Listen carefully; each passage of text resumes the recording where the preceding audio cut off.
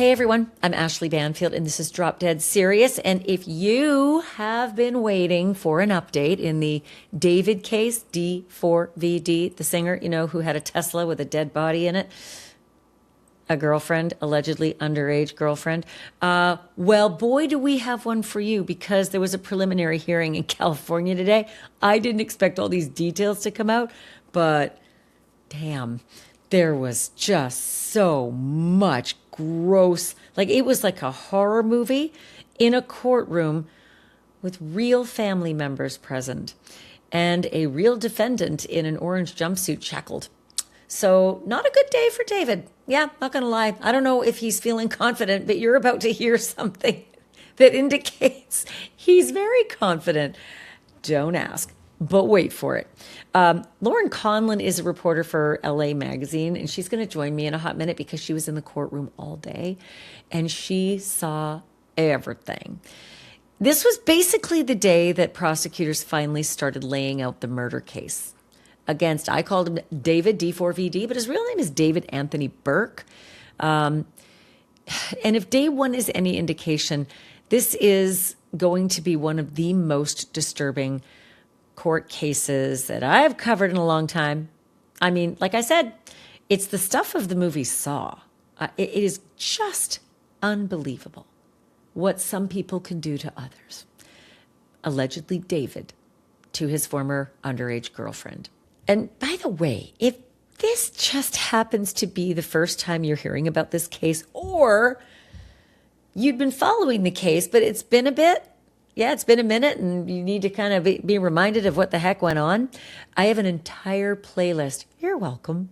And it is in the link in the description below. So hit that, you'll be all up to speed, and then today's episode is going to make a lot more sense. And so basically the prosecutors are saying this is a first-degree murder, that David murdered a 14-year-old girl named Celeste Rivas Hernandez. He came into court wearing an orange jumpsuit, the jail jumpsuits. He had black-rimmed glasses, and he had that favorite jewelry of prisoners, shackles. He smiled and he nodded to his attorneys before taking his seat at the front of the courtroom. His lawyers got to work right away, asking the judge, let's get these restraints off him. This makes him look like an animal. They always say that. The judge actually refused to take the shackles off completely, but did say in the end, the handcuffs can come off.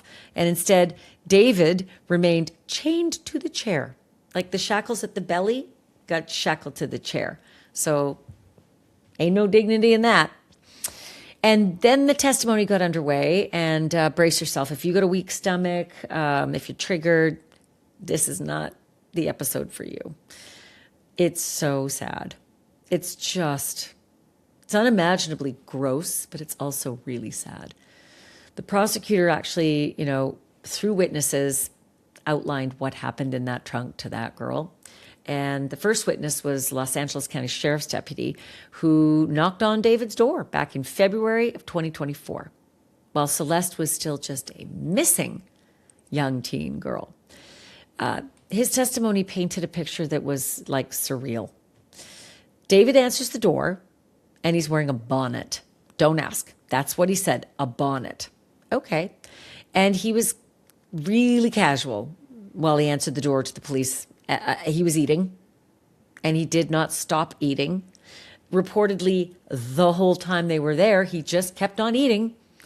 Weird, disrespectful, also weird, right? Also weird, he offered them a beer. He offered working police officers a beer. Maybe it was him being nervous because he's underage and he's trying to say, I've got beer, I've got alcohol in the fridge. But dude, read the room. And also, not your problem, alcohol in the fridge. Really not your problem. The bigger problem is why they were there. And he told the police, he insisted that Celeste isn't here. She's not here. Said he'd only ever seen her once. Claiming that she told him she was 18. And said that, I sure hope you find her. So, yeah, so much about that, right? I've only seen her once. Well, the evidence that you're about to hear suggests otherwise, like a lot otherwise. And also some of the other evidence that we've heard about in this case suggests that there was a lot of visiting going on, and not just visiting, like intimate visiting. So you didn't just see her once. You allegedly had a relationship with an underage girl, and you're being charged with like lewd and lascivious acts on a minor.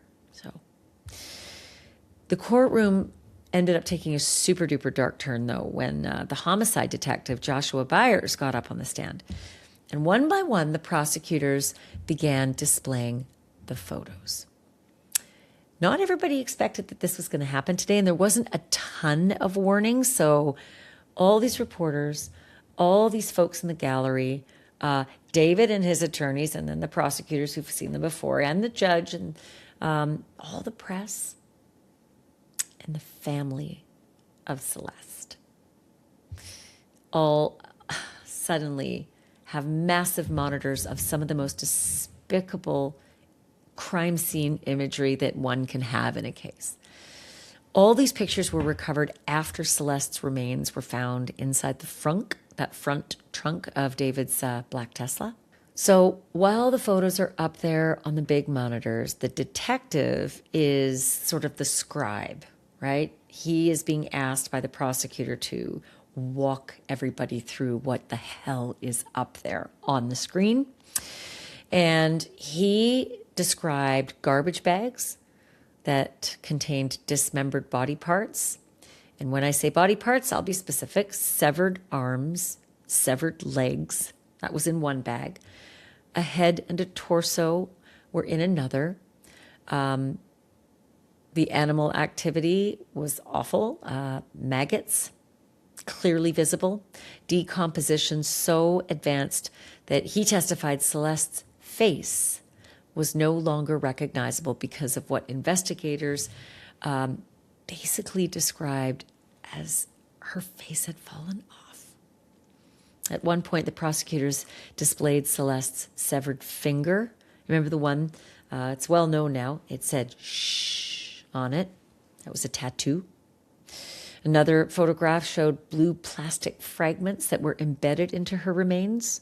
And that's important because the evidence shows that prosecutors believe that there's a blue inflatable pool that David allegedly used to dismember Celeste with chainsaws, and that the chainsaws, scarred the blue pool. The chainsaw went down and would hit the plastic, maybe going through the body and getting right into the plastic, and then that plastic would get churned up into the body as well. These are all from court filings. You may have seen some of it before, but today, the images, the first time people actually saw what they were referring to with those blue plastic shards. So as the images continued one by one, Celeste's family just lost it, broke down in tears. It was so bad that the judge ultimately had to call a recess for them, understandably. But David just kept staring, fixated on the images. Didn't look away, didn't look down, didn't feel grossed out or uncomfortable or sad, right? Allegedly your former girlfriend's up there. Stared at these images. Didn't break from them. And it gave some of the reporters in the room, the heebie-jeebies, his behavior. But when the testimony resumed after that break, Detective Byers walked the courtroom through what the investigators say happened after Celeste's death. He testified that David's Tesla was parked just a couple of blocks away from David's Hollywood Hills home on July 29th. That's the same day that records showed the vehicle was actually disconnected from an iPhone that David had nicknamed Tranquilizer. That phone, by the way, has never been found, so that's interesting. Why? Well, most of us know where our iPhones are when we have them, and then we don't have them. But nope, nobody could find that one. And the investigators also found navigation searches to Santa Barbara and to the Santa Ynez Valley. They also found a Ross Dress for Less receipt that was dated the very same day. And they later executed a search warrant at David's home, where they found computers and phones and Airline reservations allegedly purchased for both David and Celeste. Oops, that's not good. And also an unopened Amazon package that was sent under an alias that investigators say belonged to David. Inside that package, detectives testified they had a description for what was effectively a burn cage, and they called it a miniature cremation device, right? Some people call it a burn box, some people call it a burn cage, but this detective called it a miniature crematorium, effectively. Prosecution wrapped up the day with testimony from David's manager, former business manager, and maybe not so former. You'll hear in a minute. And that fella estimated that David generated more than $10 million in gross earnings between 2023 and 2025. Not bad. Also, some would say motive, right? Could be motive, because there's been evidence that's been discussed up until now suggesting that Celeste was going to blow the whistle and tell police, David's been dating me, an underage girl. And Celeste was mad because David was apparently dating others. And Celeste had thought that maybe they would be exclusive, and she wasn't exclusive. I don't know if anybody was exclusive with David. He had so many girls. But you might consider the fact that he had an upcoming tour. And if he's making that kind of money, and then you have this little problem on the side, somebody who is about to go to the police, and you're about to be charged potentially with a crime, and there goes your tour, and there maybe goes your career. Because look, crime's great for people in the music business if they're rappers. He's not a rapper, he's sort of R&B, but crimes against children, no. Ask R. Kelly. Not good. So yeah, you could say that this could be something that a jury might consider motive. You're making a lot of money, and this girl is threatening to end it all, unless you end it all, or end her all. So outside court, Los Angeles County District Attorney Nathan Hochman, who was in the courtroom, like the DA was in there, he said that prosecutors expect this preliminary hearing should be about 3 to 5 days, and called today's testimony just the beginning.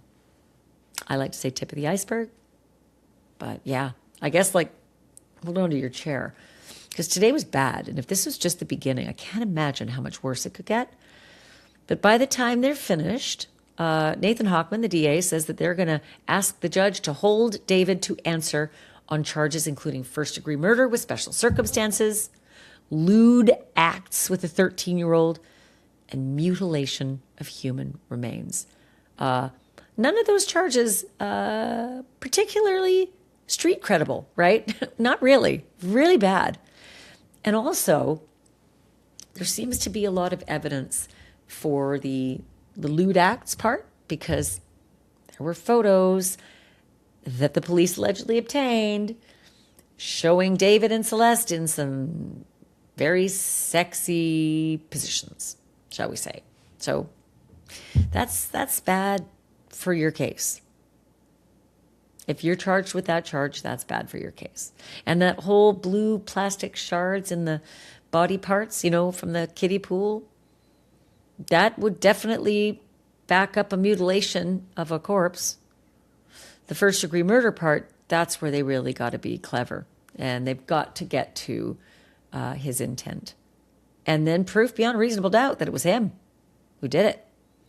So there was so much more inside that courtroom than we could fit into a recap. So I was so lucky to get a yes when I reached out to somebody who watched every single minute of today's testimony unfold firsthand in that courtroom. Lauren Conlin is a Los Angeles Magazine reporter. She's also really good at true crime, and she was kind enough to join me a little earlier to talk about the day in court. Lauren, thank you so much for being on Drop Dead Serious. You've had a day. It's been a day. It's been pretty tough.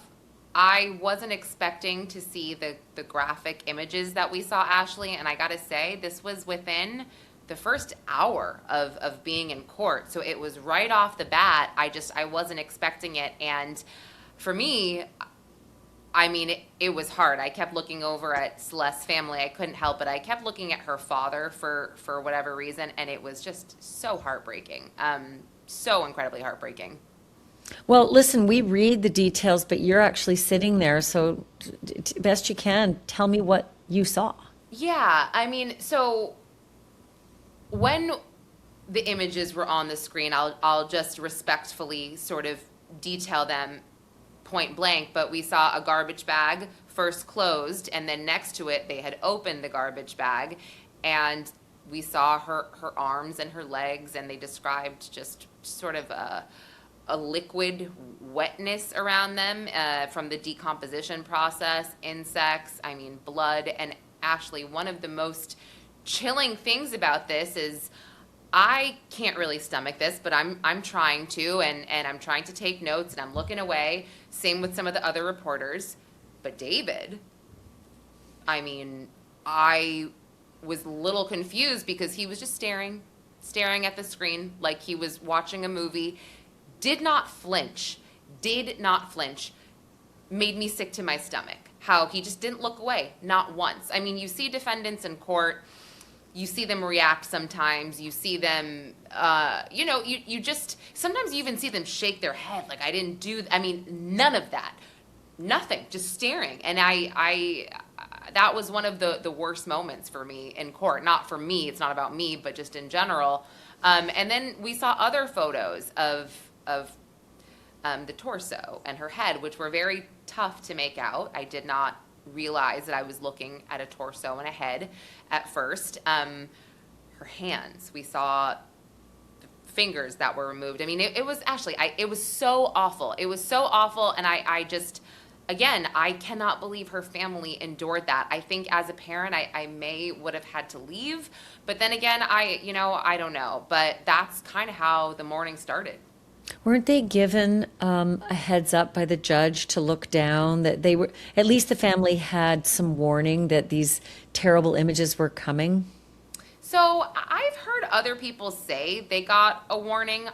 I did not hear any warning from the judge. What I did hear was that the prosecutor told them and told their lawyer about this ahead of time and said, we're going to be showing these images. So, if you want to leave, leave. Now, one of the other reporters caught Beth Silverman. I didn't see this firsthand, but they caught Beth Silverman kind of turn around and give them a glance, like, we're about to do this.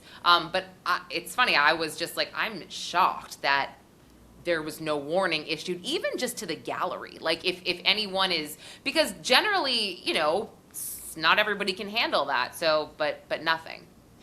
Was there this moment that I've read about, give me your perspective on this, that one of the prosecutors actually had to ask the detective on the stand when one of these graphic photos was on the monitor, what are we looking at? And Yeah. the detective, like, well, you take it from there. Yeah, no, that's what I believe that was about the torso and the head, because it was very confusing. I think I saw a mass of black hair. That's what I took from it, but it was so severely decomposed, and it was half wrapped up, and again, for many of us, it was just very difficult to stomach this, and for David, it just felt very natural for him to be staring and not even making any type of reaction. I'm trying to think through that. I always try to give the benefit of the doubt, imagine, okay, so what if he's innocent? What would an innocent person do?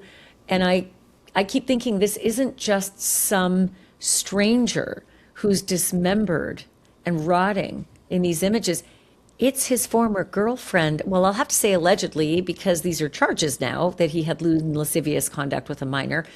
But he's appeared on video with her. There's all sorts of messaging that this was an actual relationship. So this isn't a stranger. This is someone he presumably liked quite a bit. One of the more disturbing aspects of what came out in court today, it came in an unusual way. And it was body cam video from the police when they were looking for Celeste. She was just a missing person by that point.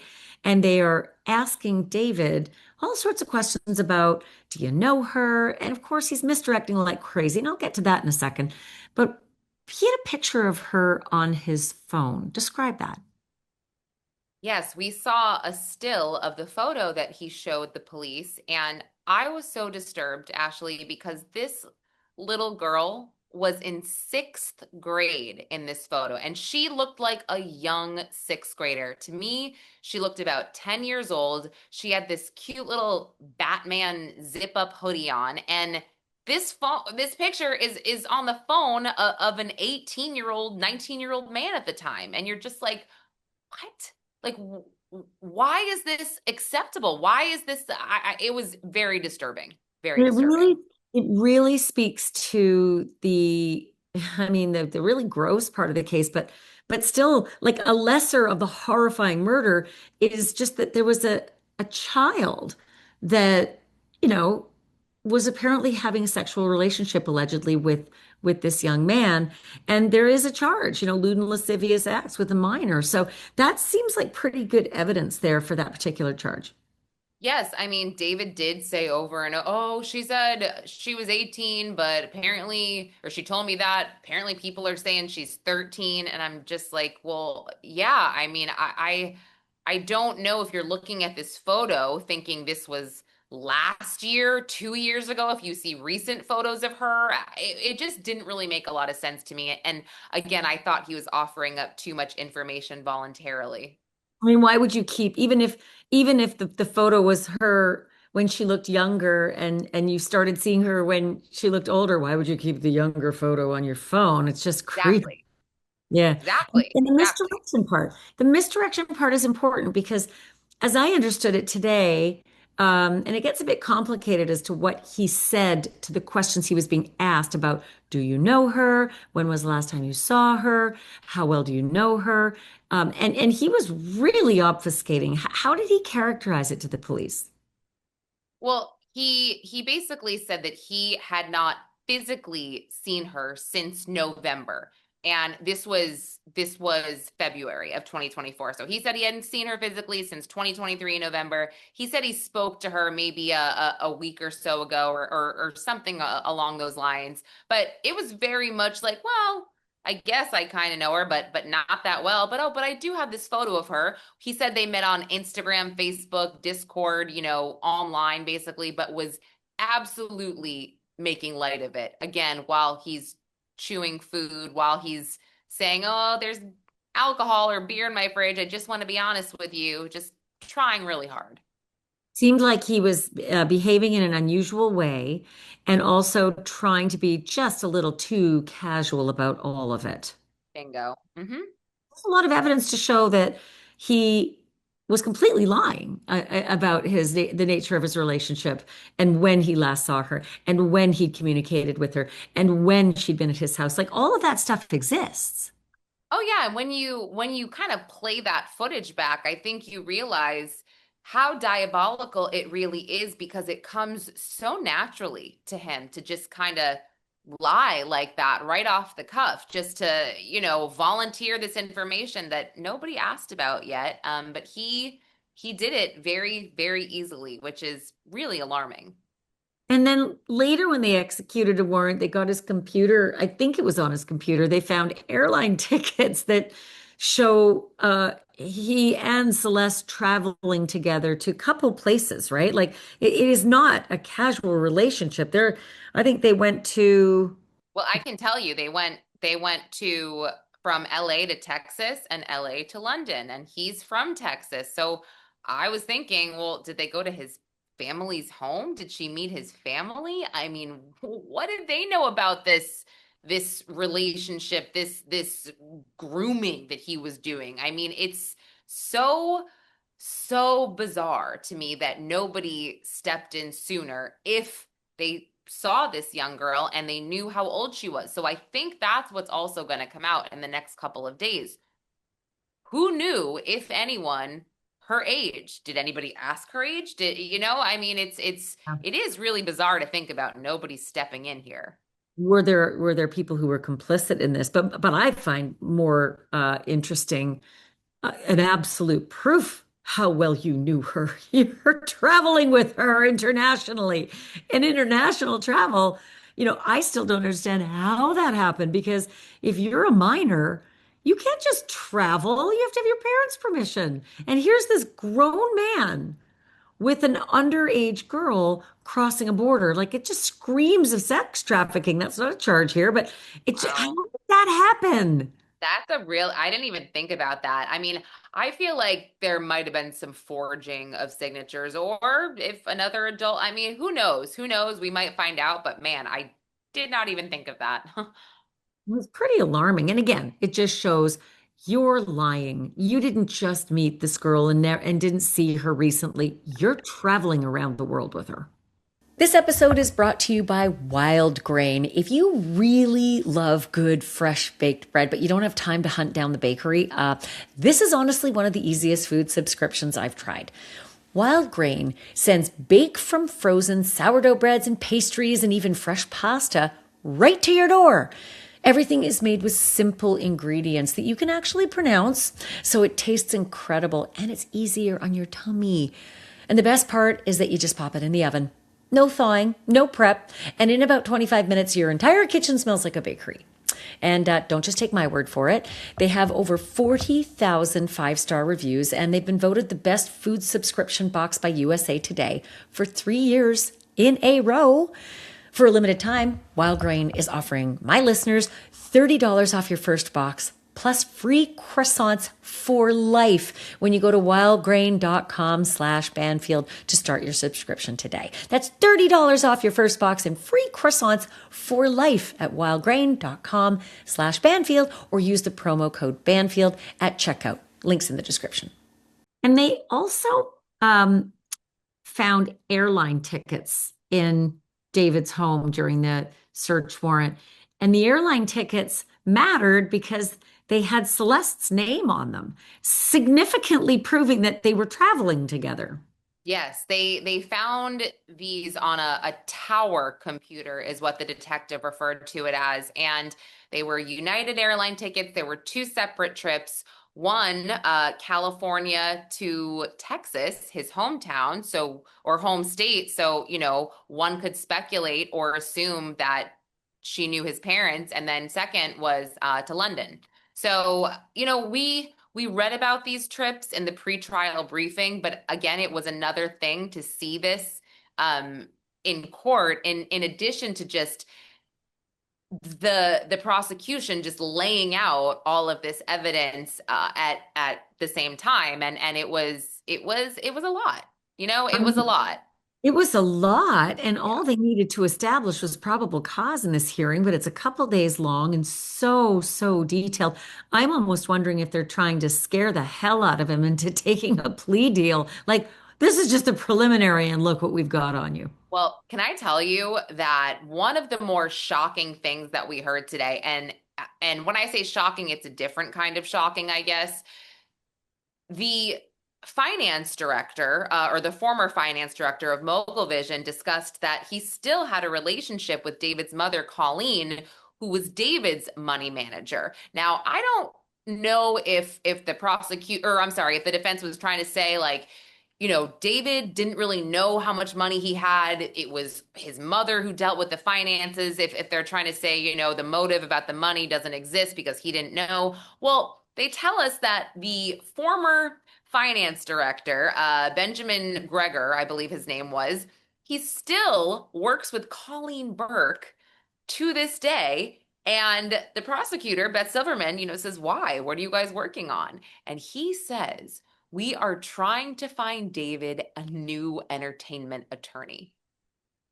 Like now, like right now, Ashleigh. And so I'm sitting there like taking notes. I'm like, did I just hear that right? Like this guy's in shackles, has shackles around his waist. He's in jail. He could be facing the death penalty, but his family is like, oh, when this is over, like it was bananas, bananas. Yeah, that does sort of reek of read the room. Yeah. Oh, Well, that's what I'm saying. Like, do they not think that this is, I guess I'm kind of wondering, is there going to be some big defense bombshell here because they think that this is going to all go away somehow? I think that was very, very just perplexing, I guess. Well, that and also the conversation they had about, and correct me if I'm wrong here, Lauren, but they asked about why David's home was put into his mother's name. And the answer was so stark. It was like they said the quiet part out loud.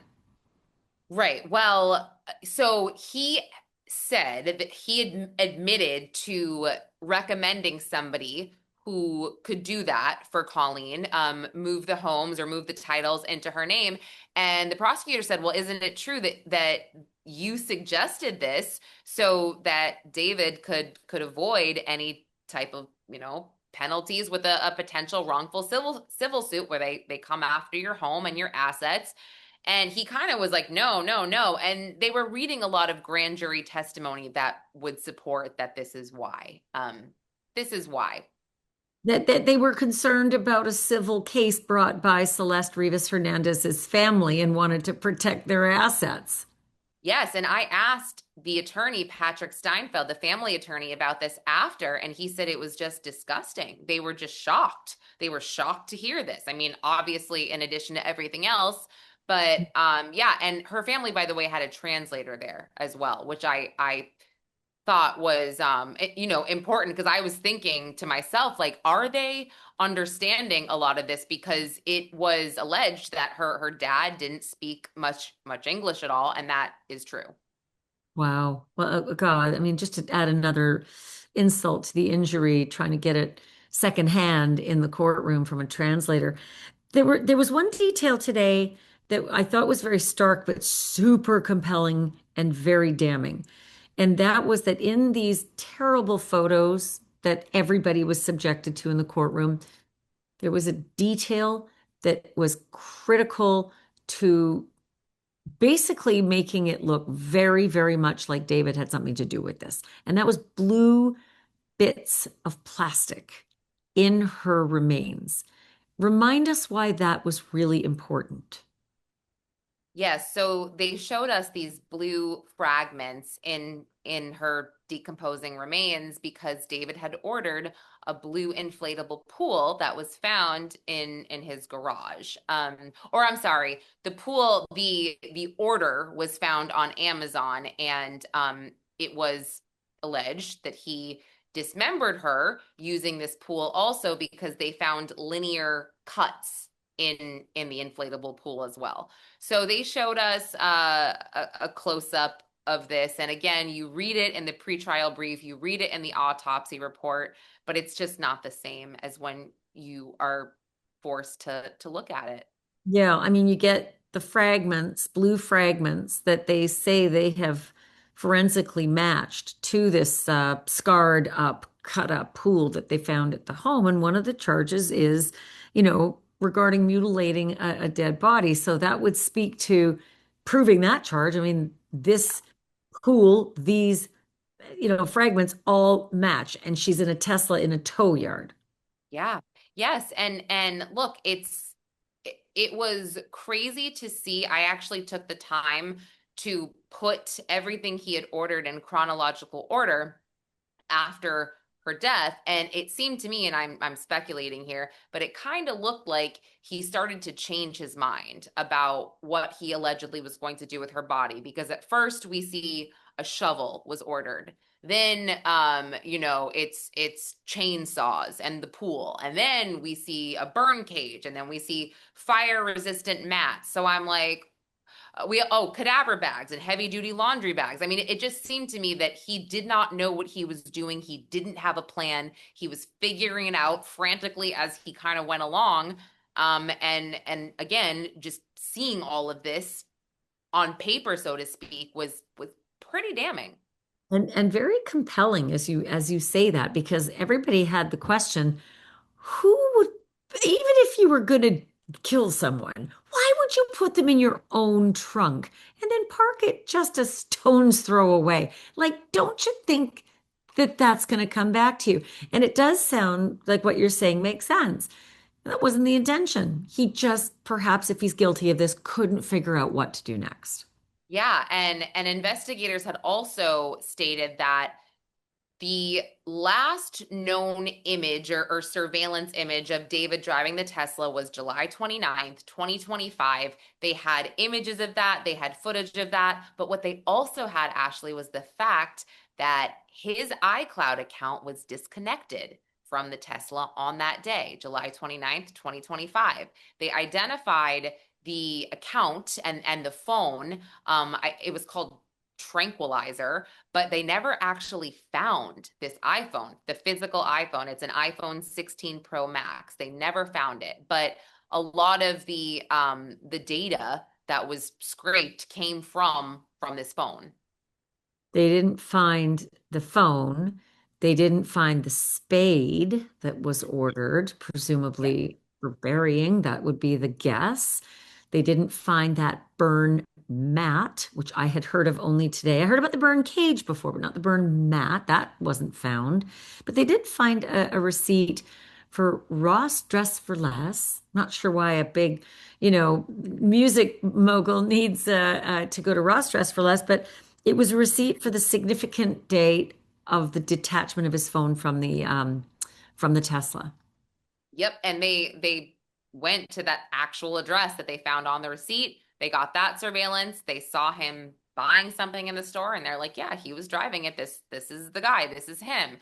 Something also that I found significant, or I think that is going to be significant, is during the search on September 17th, which was the day after her body was identified as being Celeste. They got the search warrant to the Doheny Place home, and they found a light blue iPhone. It's a 15 Pro Max. And Detective Byers, who's the lead detective, said, this is David's phone because we opened it, we found some selfies, we found some credit cards of his, maybe a license or an image of a license. And that was that for direct. But during cross, Blair Burke showed a search warrant that detailed this phone, them wanting to get the forensics and the iCloud account and everything. But it was cited with an Abigail Blue email, which is an email or an iCloud that belonged to Celeste. And Detective Byers was like, yeah, we want this info for the iCloud, but we're not matching it to the light blue phone. That's he basically was like, Blair Burke, you're kind of making this up here. This is on the same warrant, but they're not connected. Well, there's a heated exchange, and the judge is kind of just like, why are we talking about this here? And Burke alluded to the fact that she believes the contents on this phone that they are going to attribute to David is incorrect. I take that as that phone has the CSAM material.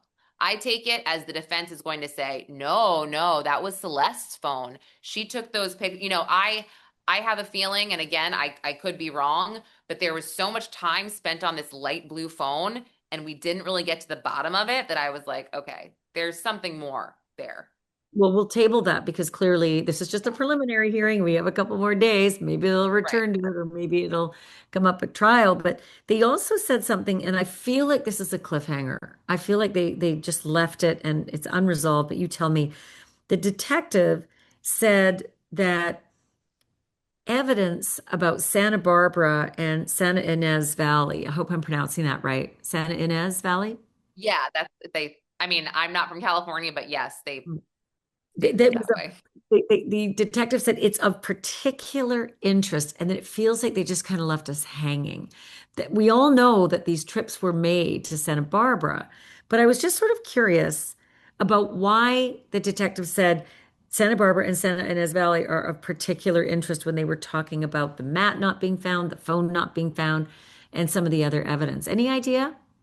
Well, I think they had noted there were some Tesla charging stations right by those specific areas, and that was on the way to where David was driving to in Santa Barbara, and subsequently where Celeste's passport was found by that Caltrans worker.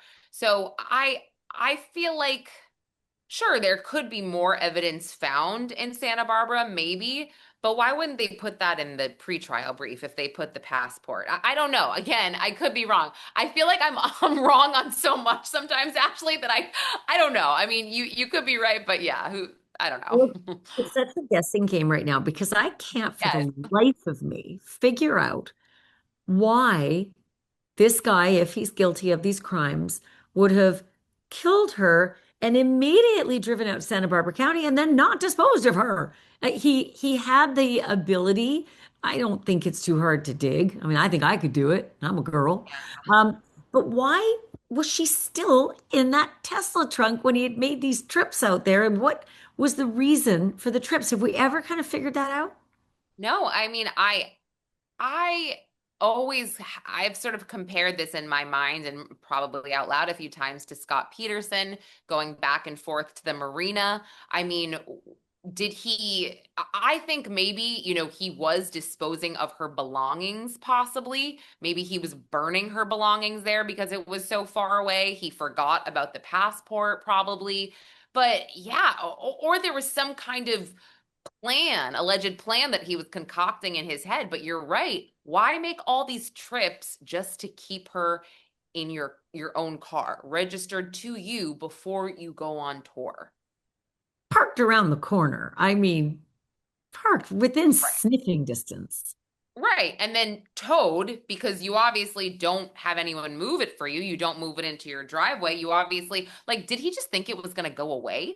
That it just gets towed and then that's that? I cannot figure that out. I'll be honest with you. If he did this, I do feel like he might have started to put his head in the sand and just hope as a big celebrity things will just get cleaned up. Yeah, and there's been a lot of talk about his manager, Robert Morganroth. And I thought it was really interesting. So they identified a red Tesla in the garage that was registered to him, and the detective said that belongs to David's assistant slash like day-to-day person. Did not really refer to him as a manager. And I was like, assistant? Okay. That's interesting. I haven't heard that before. But if someone's your assistant, generally they're very involved with your life. I'm not pointing fingers. I'm wondering if we're just gonna learn a little bit more here. Well, I'm curious too because they did say that in the next couple of days. And by the way, Nathan Hochman was in the courtroom today. I mean, the DA himself. Obviously, he's taking a keen interest in this case, and he said it's going to take a couple of days, and there'll be more witnesses. Do we know what witnesses are coming up? And might it be this manager slash cleaner slash fixer slash who knows what was done for David? We don't get any like it's so tough. California is so difficult. We actually went a reporter and I went to the clerk's office to see if we could get some of the exhibits or when they'd be posted. They told us by Wednesday we'd see some of the exhibits, but there's no witness list. We have no idea. Um, so it's kind of just like we're all just waiting there on the edge of our seats trying to figure out what's coming next. So, and I didn't think that Celeste's family would be in the courtroom because they're potential witnesses, but the judge made an announcement that because of Marcy's law, this allows them to be in the courtroom, as it does David's family if they chose to be there. They were not there. So, but yeah, I'm just wondering who's going to be Yep. next, just like everybody else. Honestly, that happens more and more. Family members who are on the witness list still are given the grace to be able to be in the proceedings. Obviously, this is everything to them. Question about the dental records. They were only able to, as I understand, identify Celeste through the dental records, even though they had her head and her torso and her limbs. But there was something that they said about her face that was very disturbing. Yes, I actually don't even need to look at my notes for that, Ashley, because it stuck out in my brain so much. The detective said he could not make out any facial features because of the skin slippage. That's what he said. The decomposition was so bad that her skin was slipping off her face. I forgive me for speaking so bluntly. But what's even more just disheartening about everything is that Jesus Rivas, her father, when the news broke that there was a body found in a Tesla, he called the LAPD and said, I think this might be my daughter. I mean, what? Like and Exactly. his son, yeah, his son apparently translated for him and everything. And they just said, okay, can you point us to her dentist? We will take it from here. And yeah. I can't imagine what that would have been like for the family to hear skin slippage. It may be a stark, term, but it means she was decomposing and her face was falling off, and they couldn't even identify her based on her own face. It's just so unimaginable for these parents. And I know people have taken pot shots at them for being crappy parents, and maybe they were, but nobody deserves a death sentence, among their family for just being asleep at the switch. Well, and when you say that, I kind of forgot for a minute about that, and that just makes me so angry. Like this world that we live in now, where it's like these parents, as parents, we do the best we can. I have never spoken to her parents. I don't know much about her home life other than what I've read, but firsthand, no, I don't know. And I think that we as parents, when we make decisions, we're not expecting our child to come back in a body bag dismembered. So of course, if they could go back and do a couple things differently, they would, because who expects an outcome like this? Do you know Yeah. what I mean? Like I mean, and I've also heard like her mom used to sleep in the bed with her to try to get her to stay home. And it's tough. There's so much that we don't know that went on at home or whatever. And I just feel like it's so inappropriate for people to point fingers at her family who is obviously grieving. And I remember seeing all of that and I'm like, God, you guys shut up. Like it's not the time. Like it's not helping? Pretty judgy. And again, the consequence doesn't fit the action, regardless of how you slice it. So there was something else that was said in the courtroom today that just made me sort of shiver.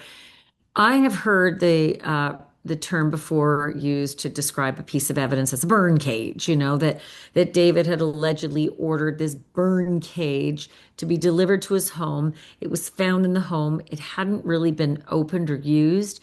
Maybe again, second thoughts, it was a plan C or D or E or whatever it was. But the request of the way they asked the detective on the stand about the burn cage was, what is it? And he basically said a mini crematorium. Yeah. I mean, Hmm. first of all, burn cages aren't crematoriums. They're not used to be crematorium. Did anybody object to that? I mean, that's just No, wow. no. I mean, he said before he said that, he said, you put things like he said like gardening, you keep it outside. He did kind of describe what it was realistically before he said like a mini crematorium type of thing. And you were like, oh gosh, okay. That's interesting. But what was also interesting is that Blair Burke, during the cross-examination, she grilled him and said, well, you saw this, you took pictures of it, but you didn't think to log it into evidence. And look, I mean, it was unopened. It was not used in the box, but no, he didn't log it into evidence. And I don't know if you remember this, Ashleigh, but when Steve Fisher, the PI that worked for the homeowner, yeah, like he saw this and put it out there and was like, look what we freaking found in the house. And everybody was like, I'm sorry, what? So to see all of this again coming together in a courtroom finally was wild. Pretty shocking. I was not aware that they didn't log the burn cage into evidence, No. because I'm going to be real here. Ain't no one know how using a burn cage in the Hollywood Hills. Period. End of story. Why did that not stand out as the biggest find in that search warrant? So my take is that because they already knew that she was dismembered, they had her body and it was unopened, that's why but now because Blair Burke, her defense strategy, at least for today, was attacking the investigation. She also mentioned a cadaver bag that wasn't logged into evidence that Celeste's body was in or wasn't tested on the outside. And Byers had an answer. He just said, the criminologist said that it wouldn't have mattered because of the way that her body was decomposing in it, the liquid, whatever. So they removed the handles and the zipper and they logged those into evidence. But Blair Burke was like, so you didn't test the outside, you didn't do this, you didn't do that. And he's like, no, the criminologist said we didn't have to. So, when you're putting a lot of those things together, I think that that's where she's trying to build her defense, at least so far. There was some issues with the chainsaws as well. They had tested the chainsaws for blood. They didn't find any blood, so they just didn't test them for DNA or anything else either. And so she made a big deal about that as well. Smart, smart. I mean, look Yeah, at the OJ case. It was all about the police suck or the police are racist. And, OJ right. got off despite it being a slam dunk case. So speaking of like the level of evidence and the slam dunkness of this, I shouldn't ever say anything slam dunk after OJ, but Nathan Hochman made a point of saying this is a death penalty eligible case. They haven't yet indicated whether they're going to pursue the death penalty, but are there whisper rumors or is there sourcing or any leaks about whether they want to pursue the death penalty here? I I think we're going to have an idea about that after the preliminary hearing. I really do. So um there haven't been any leaks. I think they're being very careful about that. But just from what I've learned and what I've heard from I guess I should say local attorneys who are familiar with the DA's office and their processes, I think that decision will come after the prelims. And I think this could be bad enough to warrant the death penalty because again, we're talking about a child, a 14-year-old girl. One other question about David's presentation in court. He came in an orange jumpsuit, right? Yes. Shackled, handcuffed, all the rest, but they made a big deal about asking if he could be unshackled or if he could have his handcuffs taken off. And they actually did uncuff him, but then they cuffed his shackle to the chair. Like, tell me about that moment and why do you think that played out like that? Well, it was yeah, before the proceedings started and Blair Burke had filed a motion, I believe, on Monday about these shackles, and it was brought up at the last hearing, and the judge is like, "We'll cross that bridge when we come to it," basically. But she basically cited Blair Burke that David has been very mild mannered. He has not done anything inappropriate the last few hearings. He's innocent until proven guilty. She said something about, shackles just being animalistic, and I'm paraphrasing, but something along those lines. That's a And the judge, That's a what's that? favorite. That's a favorite line now by defense attorneys, like that. When they petition the court to unshackle their clients, they often say something about it being, oh, this looks like an animal.